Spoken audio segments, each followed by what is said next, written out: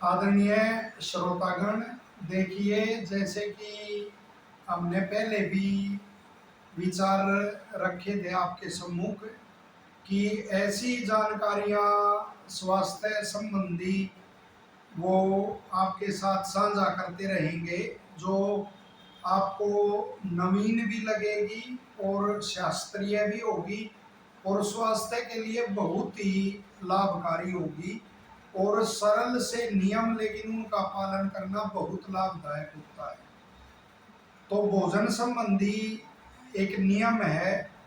कि किस समय करना चाहिए भोजन, उसी के प्रसंग में एक नियम है। जैसे अनेकों से सुना होगा आपने कि रात का भोजन जो है वो शीघ्र कर लेना चाहिए, जल्दी कर लेना चाहिए, लेकिन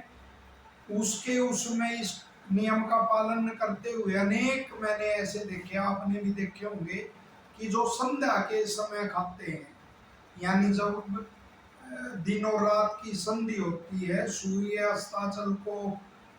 जाता है जब, तब वो भोजन करते हैं, तो बिल्कुल ही निषिद्ध है आयुर्वेद में और स्पष्ट लिखा हुआ है कि इससे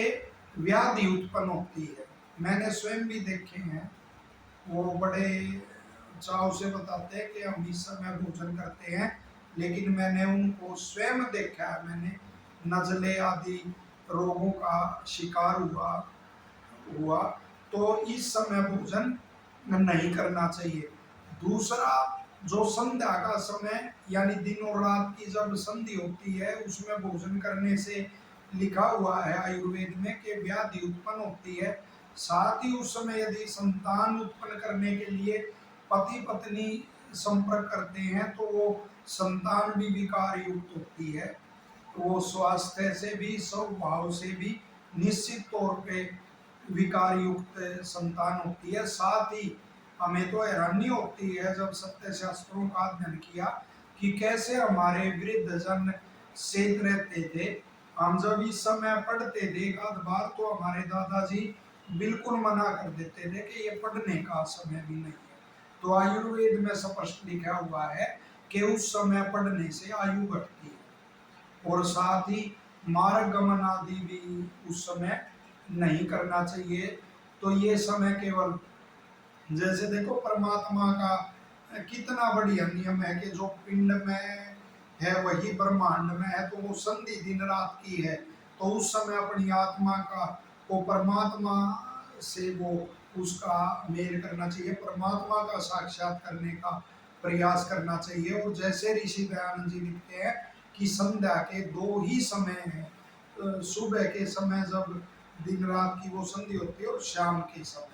तो इस प्रकार से आप इस नियम का पालन करके और भी जो बच्चे हैं या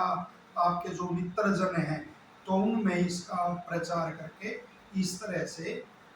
स्वस्थ रह सकते हैं कि ये समय केवल ऐसा होता है कि वो परमात्मा का उसमें नाम लिया जाए। महाभारत आदि के प्रसंग तो आर्यगण वो बहुत सुनाते हैं कि वो श्री कृष्ण जी जब जा रहे थे तो वो कौरवों के यहाँ शांति दूत बन के, तो रास्ते में जब संध्या का समय हुआ तो उन्होंने भी, श्री कृष्ण ने वो संध्या ही वहाँ की। लेकिन कितने श्री कृष्ण के नाम लेने वाले होंगे अपने हिंदू भाई जो उस समय वो संध्या करते होंगे, शायद बिल्कुल ही कम मिलेंगे। तो इस नियम का पालन करें और स्वस्थ रहें, दोनों ही तौर पर, मानसिक तौर पर भी और शारीरिक तौर पर भी। धन्यवाद।